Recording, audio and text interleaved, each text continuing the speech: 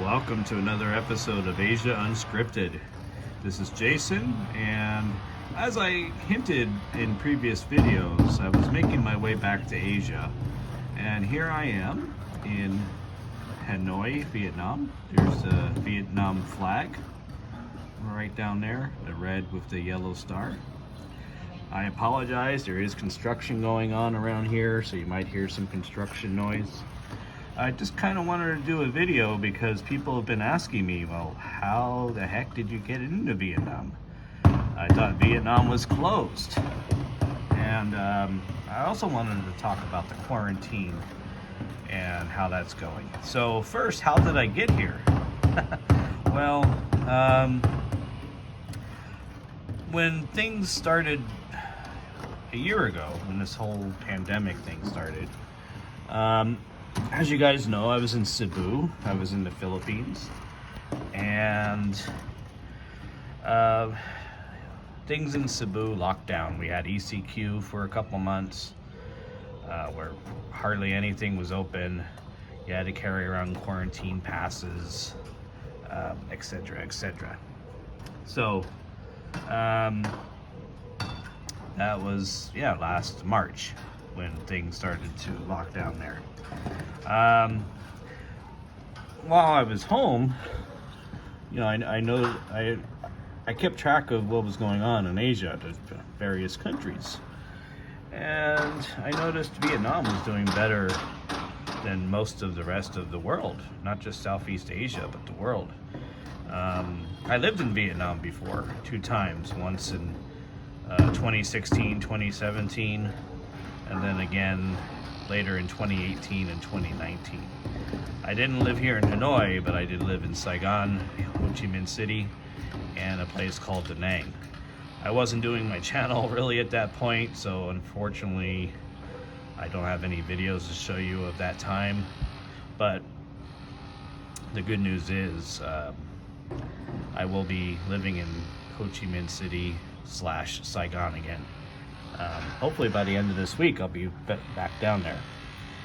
Anyways, Vietnam, they only have 1,540 cases total in a year. How did they do it? Well, they're really good with contact tracing. They're really good at locking things down, locking buildings down. So like those 2 towers you see over there, if let's say there was a couple of cases in those towers, they would board up the front doors. They wouldn't let people leave for 14 days. That's how serious they are here about getting things under control. Anyways, so we know Vietnam has things under control, and I'm going to show you how life is pretty much normal. Things are pretty much normal on the outside, except people do need to wear face masks when they are in public places. But besides that, most businesses are open. There's no social distancing requirements. The only thing that's suffering in Vietnam is the tourism industry. So places like Da Nang that relies on foreign tourists, well, they're suffering down there right now. Anyways, back to my story. So I've been studying Vietnam the last couple months. At first, they weren't letting anybody in at all for the first couple of months. Then Vietnam realized that, hey, we have a shortage of certain people that we should let in. So they created this category called a foreign expert category. So if you are really skilled in your field, like a manager or a trainer, or in my case, an ESL teacher, they classify you as a foreign expert, and you can get special permission to come on into the country. So how did I do that? I found a school that was willing to go through all the paperwork, because you need 3 sets of approvals before you can even get on the plane. So you need approval from something called the People's Committee, which is kind of like a city council or community council. And then you need permission from the health ministry. And then finally you need permission from immigration. So if you get those three permissions, then what the school did is they have an agent that they're in contact with. So the agent arranged my flight and arranged my quarantine hotel. Now, we'll talk about the quarantine in a moment. So I started this process in November. I applied with my employer. We had our interview. I got my offer. That was mid-November. I got the offer at the end of November. And then it took them this long to get all the approvals. It took several weeks.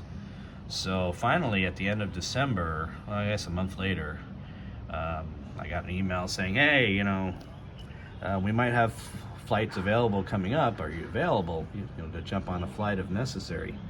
At that point, I was hanging out in Mexico. I was like, okay, well, sure. So then they told me possibly a flight is available on January 6th, but then that got pushed back to the 13th. So what I did, I went back to the States for a few days, got my COVID test, got other things taken care of, some final shopping before I left, and then I got on the plane. So I flew from Seattle to San Francisco, from San Francisco to Incheon Airport in South Korea, and then finally Incheon Airport to Hanoi. So let's talk about the quarantines. So I land in Hanoi, and as soon as you get off the plane, as you're going towards immigration, there's the health department to check your certificates, to make sure that you tested negative in the last 96 hours before arrival. So she checked my certificate, and then I went over to the visa on arrival office. Each of the international airports here have that. Basically, I got a letter saying, hey, give this guy a visa when he arrives. So I went to that office. There was hundreds of people there. I paid my $25 for a 3-month visa. I was there like 2 hours waiting for that visa. There was 2 flights that came in at the same time.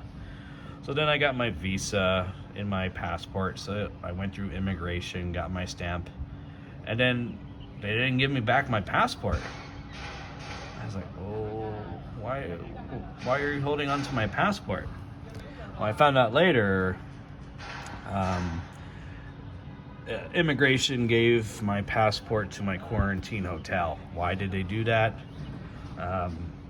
They want to make sure I stay in my hotel for the 14 days. It's pretty hard to do anything here in Vietnam if you don't have your passport.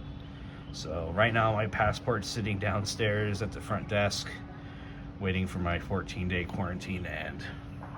So briefly about the quarantine, there are certain hotels here in Hanoi, certain hotels in Saigon, and a handful in Da Nang, and I think in some other places too, that are designated as quarantine hotels. Pretty much no one else is staying here except us under quarantine.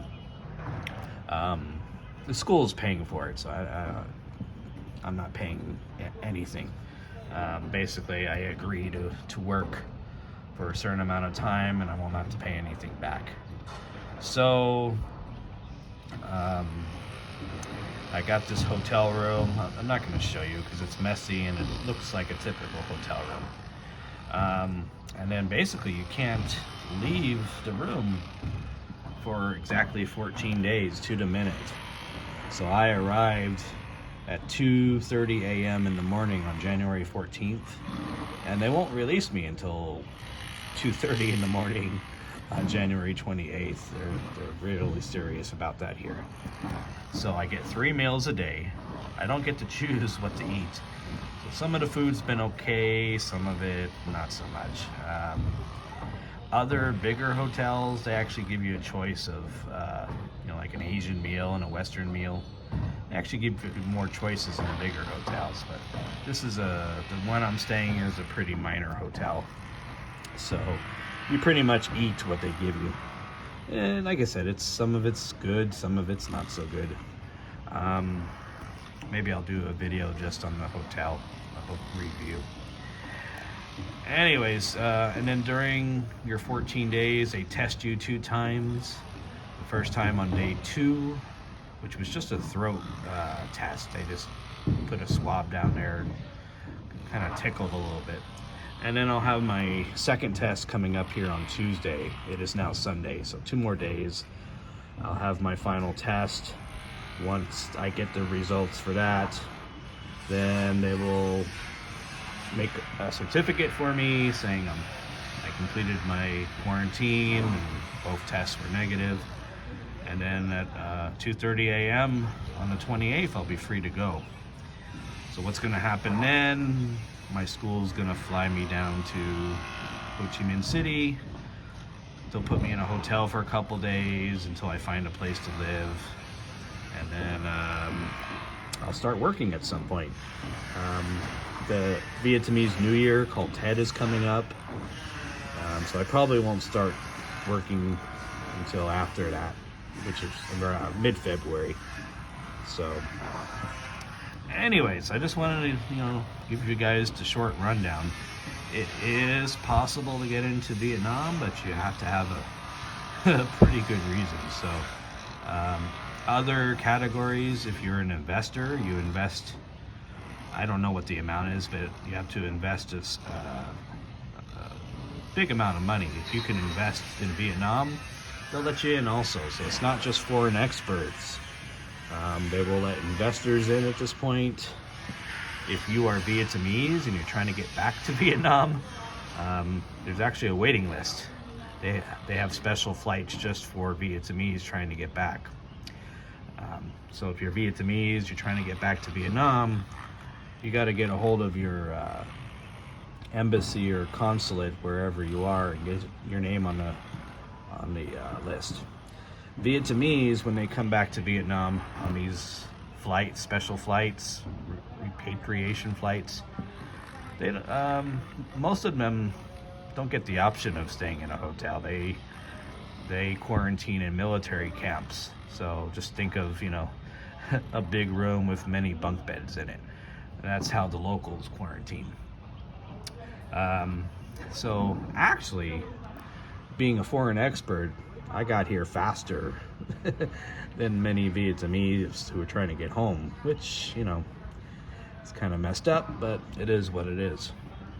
So my plan, I will be in Ho Chi Minh City by the end of the week. I have a place in mind as far as the living situation. And then what I'm gonna do, I'm just gonna do my normal videos. I'm gonna show you how Vietnam's been handling all of this, how life is. So yeah, while the other countries in the region, the Philippines is kind of going backwards. There's an uptick in cases, the same in Thailand, the same in Malaysia.